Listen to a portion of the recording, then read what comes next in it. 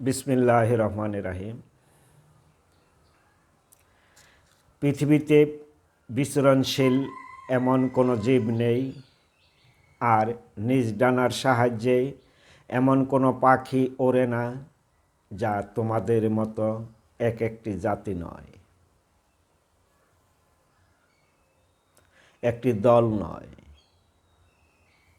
কিতাবে কোনো কিছুই লিখতে বাদ দেননি। অতঃপর তারা সকলে নিজ রবের নিকট একত্রিত হবে।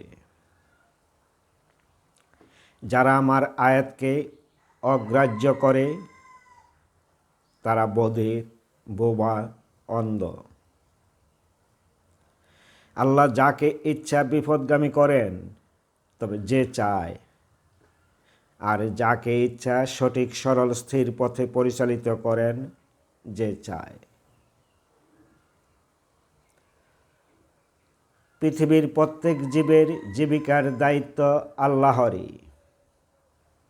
তিনি তাদের স্থায়ী ও অস্থায়ী অবস্থান সম্বন্ধে জানেন। সুস্পষ্ট কিতাবে সব কিছুই রয়েছে। তিনি আকাশমণ্ডল ও পৃথিবী 6 দিনে সৃষ্টি করেন, যখন তার রূহ ছিল পানির উপর ভাসমান। তোমাদের মধ্যে আমলে অর্থাৎ কর্মে কে শ্রেষ্ঠ তা পরীক্ষা করার জন্য।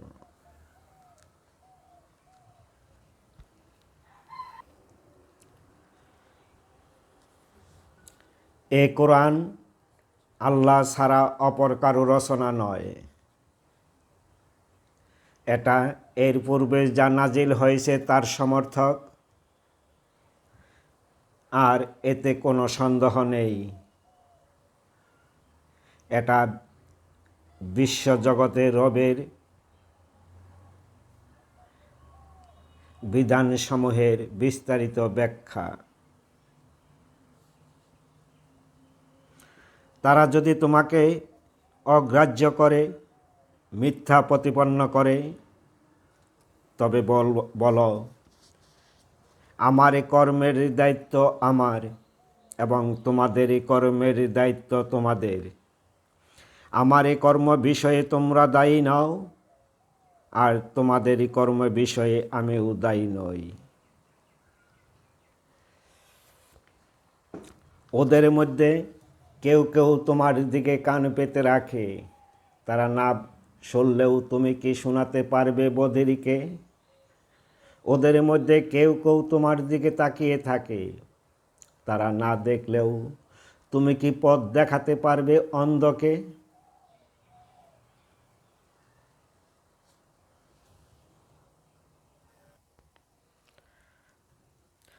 প্রত্যেক জাতির জন্য আছে একজন রাসূল অর্থাৎ বার্তাবাহক,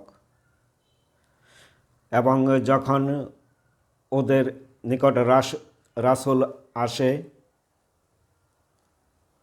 অর্থাৎ বার্তাবাহক আসে, তখন ন্যায় বিচারের সাথে ওদের মীমাংসা করে।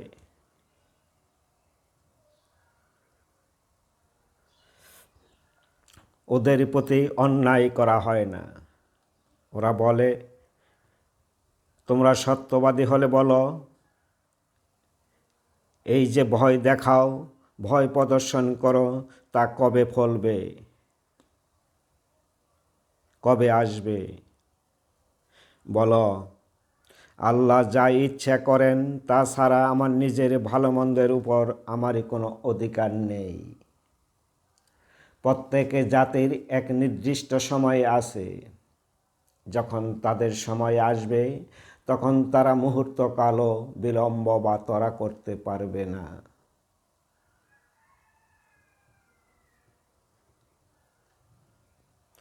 প্রত্যেক সীমালঙ্ঘনকারীরাই পৃথিবীতে যা কিছু আছে তা তার হলে সে ওইগুলো মুক্তির বিনিময়ে দিতে চাইবে, এবং শাস্তি দেখলে মনের অনুতাপ মনেই রাখবে।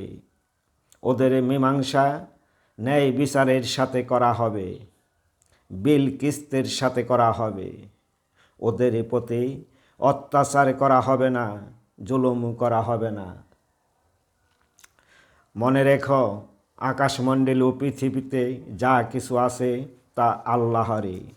সাবধান, আল্লাহর ওয়াদা সত্য, অঙ্গীকার সত্য, কিন্তু ওদের অধিকাংশই তা জানে না।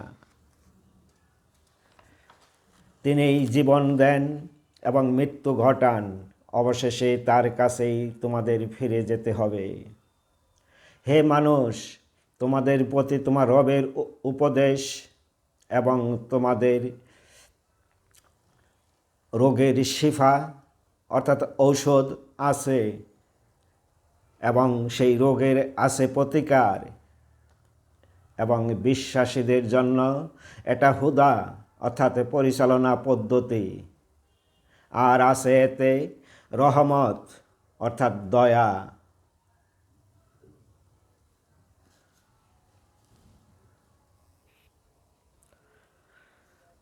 তুমি যে কোনো কাজ করো না কেন, আর তুমি সেই সম্পর্কে কোরআন থেকে মিলিয়ে করবে।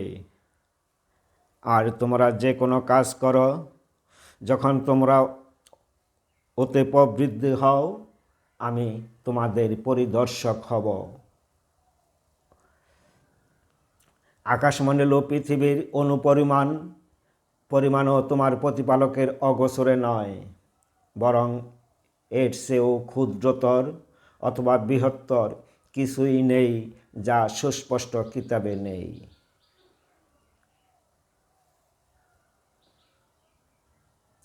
জেনে রাখো, আল্লাহর বন্ধুদের কোনো ভয় নেই, তারা দুঃখও পাবে না। যারা বিশ্বাস করে এবং সাবধানতা অবলম্বন করে, তাদের জন্য পার্থিব জীবনে এবং পারলৌকিক জীবনে সুসংবাদ আছে।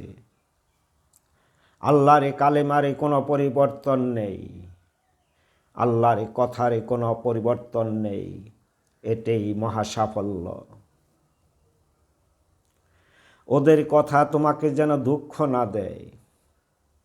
নিশ্চয়ই সম্মান তো আল্লাহর কাছে, তিনি সব শোনেন, সব জানেন। জেনে রাখো, আকাশমণ্ডলে আছে এবং যারা এই পৃথিবীতে আছে তারা আল্লাহরই। আল্লাহ ব্যতীত অপরকে অংশী করে যারা, তারা তাকে আহ্বান করে। তারা কিসের অনুসরণ করে? তারা তো শুধু অনুমানের অনুসরণ করে, আর তারা যা বলে তা শুধু মিথ্যাই বলে।